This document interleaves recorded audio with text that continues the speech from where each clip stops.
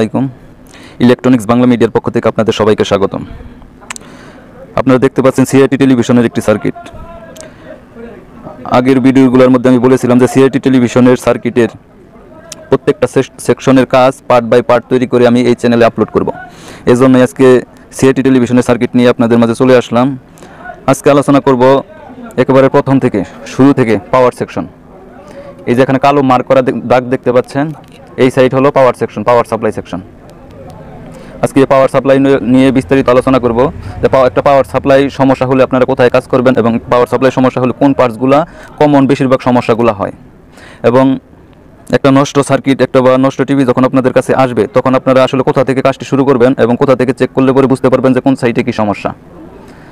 যেহেতু এটা পাওয়ার সাপ্লাইয়ের কাজ করতেছি, এই জন্যই এখানে যে 110 ভোল্ট যে আউটপুট হবে, 110 ভোল্ট আউটপুট হয়ে ফ্লাইব্যাকের বি প্লাস যে ভোল্টেজটা যাবে ফ্লাইব্যাকের 4 নম্বর পিনের মধ্যে, এটা কিন্তু চায়না একটা সিআরটি টেলিভিশনের সার্কিট। এটার ফ্লাইব্যাক নাম্বার হলো 1010 ফ্লাইব্যাকের 4 নম্বর পিনের মধ্যে 110 ভোল্ট ইনপুট হবে। যেহেতু এটা পাওয়ার সেকশনে কাজ করতেছি বা পাওয়ার সেকশনে কাজ করার সময় অবশ্যই বি প্লাস ভোল্টেজটা ফ্লাইব্যাক থেকে আউট করে নেবেন। যদি এই সাইডে সমস্যা হয়, ফ্লাইব্যাক সমস্যা হয় বা এখানে আউটপুট ট্রানজিস্টর আছে এখানেও যদি সমস্যা হয়, তাহলে কিন্তু আপনারা পাওয়ার সাপ্লাইটি ভালোভাবে অ্যাকুরেটভাবে কাজ করতে পারবেন না, অ্যাকুরেট ফলাফল আসবে না। এই জন্য বি প্লাসের ভোল্টেজটি খুলে নেবেন। আমি বি প্লাসের ভোল্টেজটি খুলে নিয়েছি। এখন এটার মধ্যে আমি এসি ইনপুট করে দেখব যে এই পাওয়ার সার্কিটের কোথায় কত ভোল্টেজ থাকে। এই যে 200 ওয়াট সিরিজের মধ্যে আমি ফ্ল্যাগটি ইনপুট করলাম। সবার প্রথমে আপনারা এখানে 220 ভোল্ট ইনপুট হয়েছে কিনা এটা আগে নিশ্চিত হবেন। এই যেখানে আমার কাছে দেখতে পাচ্ছেন ডিজিটাল মিটার, এটা ডিসি মোডে আছে, আমি এটা এসি মোডে করে নিচ্ছি। এসি মোডে করে নেওয়ার পরে যেখানে দেখতে পাচ্ছেন 2 পিন সকেট ফ্ল্যাগ, এখানে মাপ দিয়ে দেখবেন যে 220 ভোল্ট বা কারেন্টের যে লাইন ভোল্টেজটা আছে এখানে আসছে কিনা।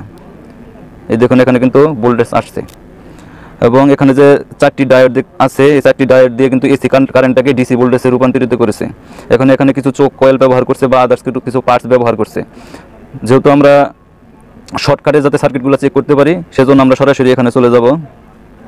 এখানে ডায়োড যেখানে ব্রিজ ডায়োডগুলো করছে যেখানে এসি ভোল্টেজটা আসছে কিনা, এখানে 220 ভোল্ট আসছে। এখানে যদি 220 ভোল্ট এসে থাকে তাহলে এই সাইডে আর কোনো সমস্যা নেই। যদি এখানে 220 ভোল্ট এখানে মাপার পরে যদি আপনারা না পান তখন আপনারা এখানে দেখবেন এখানে চোখ কয়েল আছে, বিভিন্ন পার্টস আছে, এগুলো আগে চেক দেবেন। এখানে এসি ভোল্টেজটা আসার পর যেহেতু আমাদের ডায়োডগুলো ভালো আছে, এখানে একটা হাই ভোল্টেজ ফিল্টারিং ক্যাপাসিটর লাগানো আছে, 350 ভোল্টের ফিল্টারিং ক্যাপাসিটর। এটা 450 ভোল্টের ফিল্টারিং ক্যাপাসিটর লাগানো আছে, এখানে মিনিমাম 300 ভোল্টের উপরে থাকবে। এখন আমরা এখানে মেপে দেখবো যে আমাদের সার্কিটে 300 ভোল্ট বা 300 ভোল্টের বেশি আছে কিনা। এই যে দেখুন এখানে কিন্তু 331 ভোল্টের মতো ভোল্টেজ আছে, তাহলে আমাদের এই সাইড ওকে আছে। এখানে যদি ভোল্টেজটা জমা না থাকতো তাহলে আপনারা বুঝে নিতেন যে এখানে ক্যাপাসিটরটা সমস্যা। যখন এখানে ফিল্টারিং ভোল্টেজটা এরকম না আসবে 200 বা 220 ভোল্ট বা যদি ভোল্টেজ আপ ডাউন করে এই ধরনের সমস্যা হয় কিন্তু ক্যাপাসিটরটা সমস্যা হওয়ার সম্ভাবনা বেশি, তখন আপনারা ক্যাপাসিটরটা চেঞ্জ করে দেখবেন। এবং এখানে 350 ভোল্ট যেহেতু এখানে আসছে ফিল্টারিং হয়ে, এই ভোল্টেজটা কিন্তু সরাসরি এখানে যে ট্রানজিস্টর আছে ইনপুট ট্রানজিস্টরের মাঝের পিনের মধ্যে আসবে। এই যে আপনারা দেখতে পাচ্ছেন ইনপুটের মাঝের পিনের মধ্যে কিন্তু ভোল্টেজ আসবে। এই ভোল্টেজটা আসার পর আপনারা দেখবেন যে এখানে যখন 350 ভোল্ট আসবে, যদি সার্কিটটা ওকে থাকে এখানে কিন্তু এটা এসি ভোল্টেজের মতো আমরা হাই ফ্রিকোয়েন্সি একটা ভোল্টেজের মতোই দেখাবে, কিন্তু মিটারে কিন্তু কোনো মাপ দেখাবে না। যেই মিটারই ধরেন মিটার আপ ডাউন করবে অনেক হাই ভোল্টেজ হয়ে যাবে। এটা যেহেতু এখন হাই ভোল্টেজ হয় নাই 332 ভোল্ট, কিন্তু এখানে আউটপুটে কিন্তু আমাদের কোনো ভোল্টেজ আসে নাই। এই দেখুন আউটপুট কিন্তু 00, আউটপুটেও কিন্তু কোনো ভোল্টেজ আসে নাই। আমাদের পাওয়ার সাপ্লাইয়ের মধ্যে কোথাও কোনো সমস্যা আছে। এই সমস্যাটা আসলে আমি নিজেই তৈরি করছি শুধু এই কাজগুলো আপনাদেরকে দেখানোর জন্য। এটা আমি আপনাদেরকে দেখা দেবো যে কী কী সমস্যা এই সার্কিটগুলোর মধ্যে হবে এবং আপনারা কোথায় কোথায় কী চেক দেবেন। এখানে 350 ভোল্ট চেক দেওয়ার পর ট্রানজিস্টরের মাঝের পিনের মধ্যে 350 ভোল্ট চেক দিবেন, ওকে আছে। তারপরে এখানে যে অপ্টো কাপলার আছে, অপ্টো কাপলারের এই যে এই পিনের সাথে দেখবেন এখানে একটা ভোল্টেজ থাকবে 10 ভোল্ট, 12 ভোল্ট, 15 ভোল্ট বা 18 ভোল্ট, বিভিন্ন ক্যাটাগরি সার্কিটের উপর এই ভোল্টেজটা নির্ভর করবে। এই সার্কিটের মধ্যে এখানে 10 থেকে 12 ভোল্টের মতো এই যে অপ্টো কাপলারের 4 নম্বর পিনের মধ্যে থাকবে, অপ্টো কাপলারের 4 নম্বর পিনের মধ্যে থাকবে। এই ভোল্টেজটা যদি এখানে না আসে তাহলে কিন্তু আমাদের আউটপুট ভোল্টেজটা তৈরি হবে না। এখানে একটি ইনপুট ট্রানজিস্টর আছে, ইনপুট ট্রানজিস্টরটা যদি নষ্ট থাকে তখন যদি শর্ট হয়ে যায় তাহলে কিন্তু আপনারা যখন চেক করবেন তখন 200 ওয়াটের সিরিজে যদি চেক করেন তাহলে কিন্তু সিরিজ লাইনটা জ্বলে যাবে। যদি এমনিতে কেটে যায় তাহলে কিন্তু আপনাদের এটা খুলে মেপে দেখতে হবে। আর এখানে একটি ট্রানজিস্টর এই সার্কিটের মধ্যে ব্যবহার করছে 2655 একটি ট্রানজিস্টর, এনপিএন ট্রানজিস্টর। এই 2655 ট্রানজিস্টরটাও নষ্ট হতে পারে, খুলে আপনারা মেপে দেখবেন। এই পাওয়ার সাপ্লাইয়ের প্রাথমিক সমস্যা হওয়ার মধ্যে ইনপুট ট্রানজিস্টরটা সমস্যা হবে। এখানে 2655 একটি ট্রানজিস্টর আছে, এই ট্রানজিস্টরটা নষ্ট হবে। আপনারা এই ট্রানজিস্টরগুলো খুলে মেপে দেখবেন এবং যদি নষ্ট থাকে ভালো ট্রানজিস্টর লাগাবেন। আর সবগুলো ট্রানজিস্টর খুলে দেখবে না। আর অপ্টো কাপলারের আগে এখানে আরেকটি ট্রানজিস্টর ব্যবহার করছি 10-15 একটি ট্রানজিস্টর। এই ট্রানজিস্টরটাও খুলে মেপে দেখবেন বা এই ট্রানজিস্টরটা চেঞ্জ করে দেবেন। মোটামুটি ইনপুটের মধ্যে এই ধরনের সমস্যা হয়। 10-15 ট্রানজিস্টরটা খুলে আপনারা মেপে দেখবেন, নষ্ট থাকলে পরে চেঞ্জ করবেন। বা অনেক সময় মাপে ঠিক দেখাবে কিন্তু লোডে যায় কাজ করে না, সেই জন্য ছোটো ট্রানজিস্টর যেহেতু এগুলো চেঞ্জ করে দেওয়াই ভালো। আর এখানে নেগেটিভ ভোল্টেজ ধরার পর এখানে একটা ভোল্টেজ আসবে 10 থেকে 12 ভোল্ট বা 15, 17, 18 ভোল্ট পর্যন্ত আসতে পারে। আগে বললাম সার্কিটের অনুযায়ী এই ভোল্টেজটা আসবে কোথা থেকে, এখানে যে 330 ভোল্ট আছে, 330 ভোল্ট থেকে 120 কে রেজিস্টার হয়ে, যেখানে দেখুন 120 কে রেজিস্টার হয়ে, এটা নিচের সাইড আমি দেখালাম না, যেখানে ভোল্টেজ আসছে 320 কে, এখানে ভোল্টেজ আসছে, এই সাইডে ভোল্টেজ নাই। আমি এখানে 120 কে রেজিস্টারটা আমি খুলে রাখছি যাতে এই ভোল্টেজগুলো আপনাদেরকে মেপে দেখাই। এই জন্য যেখানে 350 যখন এটা লোডে থাকবে, এটার সাথে জিনার ডায়েট লাগানো আছে, গ্রাউন্ডের সাথে জিনার ডায়েট লাগানো আছে, এখানে একটা ফিক্সড ভোল্টেজ চলে আসবে জিনার ডায়েটের মানের উপর। 120 কে এখানে একটা ভোল্টেজ ড্রপ খাবে, এখানে ভোল্টেজ ড্রপ খাবে, ড্রপ খাওয়ার পর এখানে একটা নির্দিষ্ট পরিমাণের একটা ভোল্টেজ আসবে। আর এই ভোল্টেজটা এখানে যেহেতু 2655 একটি ট্রানজিস্টর দেখতে পাচ্ছেন, এই 2655 ট্রানজিস্টর থেকে একটা নেগেটিভ পালস তৈরি করবে। এই ট্রানজিস্টরের 1 নাম্বার পিনে একটা নেগেটিভ ভোল্টেজ পালস তৈরি করবে এই ট্রানজিস্টরটা সুইচিং করার জন্য। দেখুন এখানে কিন্তু কোনো ভোল্টেজ নাই, এখানে কিন্তু 330-34 ভোল্টের মধ্যে আছে, এখানে কিন্তু ভোল্টেজ নেই, এখানে একটা নেগেটিভ হালকা একটা ভোল্টেজ আসবে। আর এখানে একটা 39 ওহমের একটা রেজিস্টার লাগানো আছে এই সার্কিটের মধ্যে আর কি, 39 ওহমের একটা রেজিস্টার আছে, এখানে একটা ভোল্টেজ আসবে 1.5 ভোল্ট বা 6 ভোল্ট 7 ভোল্ট এরকম একটা ভোল্টেজ আসবে। এখানে 1.6 ভোল্ট বা 5 ভোল্ট যতক্ষণ পর্যন্ত তৈরি না হবে ততক্ষণ পর্যন্ত কিন্তু ট্রানজিস্টরটা সুইচিং করবে না। এখান থেকে নেগেটিভ পালসটা ট্রানজিস্টরের 1 নাম্বার পিনের মধ্যে কিন্তু আসবে না। যেহেতু আমি এখানে রেজিস্টারটা খুলে রাখছি, এখানে কিন্তু ভোল্টেজ ঠিকই পৌঁছেছে, কিন্তু এখানেও কিন্তু কোনো ভোল্টেজ আসে না। এখানে ভোল্টেজ না আসার কারণ হলো এখানে এই রেজিস্টারটা খুলে দেওয়া, আর এই রেজিস্টারটা খুলে দিয়েছে, এটাও অনেক সময় নষ্ট হতে পারে, এগুলো আপনারা চেক করে দেখবেন। আমি এই ভিডিওতে শুধু আপনাদের কাজের মাধ্যমগুলো দেখাচ্ছি, আমি সম্পূর্ণ কাজ কিন্তু আপনাদেরকে আমি শেখাতে পারবো না। আমি কাজের যে বেসিক জ্ঞানগুলো এগুলো আমি আপনাদেরকে দিয়ে দিচ্ছি, এই বেসিক জ্ঞানের উপর নির্ভর করে আপনারা অন্যান্য ছোটোখাটো সমস্যাগুলো খুঁজে দেখবেন। প্রাথমিক অবস্থায় যে কাজগুলো করবেন এটা শুধু আমি আপনাদেরকে ধারণা দিচ্ছি। এখন এই রেজিস্টারটা আমরা লাগিয়ে দেখব, এই রেজিস্টারটা লাগিয়ে দেখব এখানে অন্যান্য কি ভোল্টেজ আসে। আর পাওয়ার সাপ্লাই এই সাইডে যদি সম্পূর্ণ ঠিক থাকে, ঠিক থাকার পরেও কিন্তু আউটপুট ভোল্টেজ নাও আসতে পারে। এখানে যদি সব কিছু ঠিক থাকে তারপরে কিন্তু আউটপুট ভোল্টেজ নাও আসতে পারে। তার কারণ হলো যে আউটপুট সাইডে এখানে যে 110 ভোল্টের জন্য যে এখানে যে একটা ডায়েট ব্যবহার করছে, ডায়েট যদি নষ্ট থাকে বা কেটে যায় তাহলে কিন্তু আমরা এখানে যেহেতু একটা অপ্টো কাপলার ব্যবহার করছি, অপ্টো কাপলার থেকে কিন্তু 110 ভোল্ট থেকে একটা ভোল্টেজ নিছে, ফিডব্যাক একটা ভোল্টেজ নিছে এই সাইডে। এই ফিডব্যাক ভোল্টেজটা যতক্ষণ পর্যন্ত এই সাইডে না পাবে ততক্ষণ পর্যন্ত কিন্তু এখানে আউটপুট ফিক্সড কোনো ভোল্টেজ আসবে না। এখানে যে 6.3 ভোল্টের একটা জিনার ডায়েট ব্যবহার করছে, 6.3 ভোল্টের যদি জিনার ডায়েট নষ্ট হয়ে যায় তাহলে কিন্তু আউটপুট ভোল্টেজ আসবে না। আবার এখানে 18-15 একটা ট্রানজিস্টর ব্যবহার করছে, 18-15 ট্রানজিস্টর যদি নষ্ট হয়ে যায় তাহলে কিন্তু আউটপুট ভোল্টেজ আসবে না। আপনারা যদি নষ্ট হয় জিনার ডায়েটগুলো খুলে মেপে দেখবেন, ট্রানজিস্টরগুলো চেক দিবেন, যদি নষ্ট থাকে তাহলে চেঞ্জ করবেন। অপ্টো কাপলারটা চেক করবেন, অপ্টো কাপলার যদি নষ্ট থাকে তাহলে চেঞ্জ করবেন। এদিকে ভোল্টেজ আউট হওয়ার পর এখানে ফিডব্যাক ভোল্টেজটা যতক্ষণ পর্যন্ত না আসবে ততক্ষণ পর্যন্ত কিন্তু আউটপুট ভোল্টেজটা আসবে না।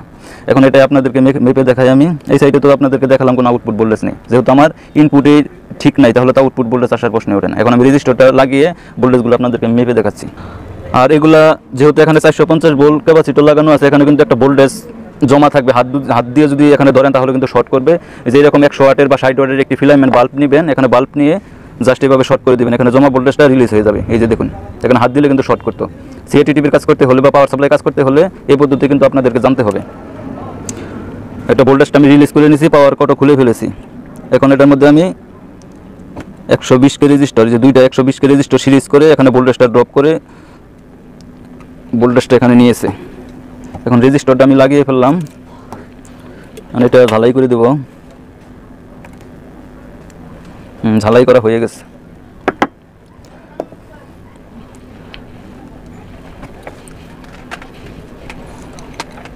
এটার মধ্যে আবার 200 ওয়াট সিরিজের সাথে লাগালাম। এখানে কিন্তু আমি বি প্লাসের ভোল্টেজ খুলে রাখছি, বি প্লাসের ভোল্টেজ যদি খুলে না রাখতাম তাহলে কিন্তু ফ্লাইব্যাক থেকে এখানে কিন্তু ST আউট হইতো। যেহেতু আমি সার্কিটটা এখানে খুলে কাজ করতেছি এই জন্য আমি বি প্লাসের ভোল্টেজটা খুলে রাখছি। এখন এখানে মেপে দেখবো যে আউটপুট ভোল্টেজটা আসছে কিনা। এই দেখুন আউটপুট ভোল্টেজ কিন্তু চলে আসছে 113 ভোল্টের মধ্যে। এখন এটার ইনপুট ভোল্টেজ আমি বলেছিলাম এই সাইডে অপ্টো কাপলারের 4 নাম্বার পিনের মধ্যে একটা ভোল্টেজ থাকবে। এই দেখুন এখানে কিন্তু 10 ভোল্ট চলে আসছে, এটা সার্কিটের ক্যাটাগরি অনুযায়ী। এই যে এখানে 120 কে রেজিস্টার দিয়ে যে ভোল্টেজটা ড্রপ করছে 164 ভোল্ট, এবং পরে এখান থেকে সিরিজ হয়ে আবার 120 কে একটা রেজিস্টার দিয়ে যেখানে ভোল্টেজটা ড্রপ করাই দিছে। আর এখানে নেগেটিভ ভোল্টেজের কথা বলছিলাম, যে ট্রানজিস্টর 1 নাম্বার পিনের মধ্যে একটা নেগেটিভ পালস ভোল্টেজ আসবে 1.6 ভোল্টের মতো। এই দেখুন -0.668 ভোল্ট। আর এখানে 39 ওহমস রেজিস্টরের মধ্যে এখানে একটা 1.5 ভোল্টের কথা বলেছিলাম, দেখুন 1.6 ভোল্টের মতো ভোল্টেজ আছে। এই ভোল্টেজগুলো যতক্ষণ পর্যন্ত রেডি না হবে ততক্ষণ পর্যন্ত কিন্তু আউটপুট ভোল্টেজ আসবে না। এখন এখানে জিনার ডায়োডের কথা বলেছিলাম, 6 ভোল্টের একটা জিনার ডায়োড, এই দেখুন এখানে কিন্তু 6 ভোল্ট আসছে। এই ভোল্টেজটা যতক্ষণ পর্যন্ত না আসবে ততক্ষণ পর্যন্ত কিন্তু আপনাদের পাওয়ার সাপ্লাইটা রেডি হবে না। এখানে যদি 18-15 খারাপ থাকে তাহলে কিন্তু এই ভোল্টেজটা আসবে না। এখন আউটপুট এখানে 110 ভোল্ট আউট হয়েছে, 110 ভোল্ট সামথিং কিছু আর কি, কম বেশি হতে পারে। তারপরে আসছে এখানে ভার্টিক্যালের জন্য 26 ভোল্ট, এবং এই সিস্টেম আইসির জন্য আসছে 10 ভোল্ট, এবং সাউন্ড আইসির জন্য আসছে এখানে 11 ভোল্ট। আমাদের পাওয়ার সাপ্লাই কিন্তু পারফেক্ট। পাওয়ার সাপ্লাই যখন নষ্ট হবে তখন আপনাদেরকে যে পার্টসগুলোর কথা বললাম তখন কিন্তু এই পার্টসগুলো কমন সমস্যা, এই পার্টসগুলোই সমস্যা হবে। তারপরে যদি এখানে ভোল্টেজ দেখা গেলো যে আপনাদের ভোল্টেজ আসছে, এখানে 110 ভোল্টই আসছে, কিন্তু যখন আপনারা ফ্লাইব্যাগের এসটি চালু করলেন, এসটি চালু হওয়ার সাথে সাথে ভোল্টেজ কিন্তু ড্রপ হয়ে গেছে, 70-80 ভোল্টের মধ্যে নেমে আসছে। এরকম যদি সমস্যা হয় তখন আপনারা এই যেখানে দেখেন একটা ভেরিয়েবল রেজিস্টার আছে 102 একটা বিয়ার আছে, এই 102 বিয়ারটা চেঞ্জ করে দেবেন। এটা চেঞ্জ করার পরে যদি এখানে এই সমস্যাটা সমাধান না হয়, এই ইনপুট সাইটে 1K একটা রেজিস্টার আছে, অধিকাংশ সময় এই 1K রেজিস্টারটা কেটে যায়, 1K রেজিস্টারটা চেঞ্জ করে দিবেন, তাহলে এখানে আপনাদের ফিক্সড ভোল্টেজটা চলে আসবে। এই হলো পাওয়ার সাপ্লাইয়ের কাজ। আর যেহেতু CRT টেলিভিশনের ভিডিও আমি পার্ট বাই পার্ট আপনাদেরকে দেবো, এই জন্য পাওয়ার সাপ্লাইয়ের পর্বটা, আজকের পর্বটা প্রথম পর্ব পাওয়ার সাপ্লাইয়ের বিষয়ে। আর ভিডিওটা যদি ভালো লাগে অবশ্যই আমার চ্যানেলটা সাবস্ক্রাইব করবেন, এবং ইলেকট্রনিক্সের অন্য কোনো বিষয়ে যদি ভিডিওর প্রয়োজন হয় অবশ্যই আমার কমেন্ট বক্সের মধ্যে জানাবেন, আমি সেই অনুযায়ী আপনাদেরকে ভিডিও দেওয়ার চেষ্টা করব। ধন্যবাদ সবাইকে।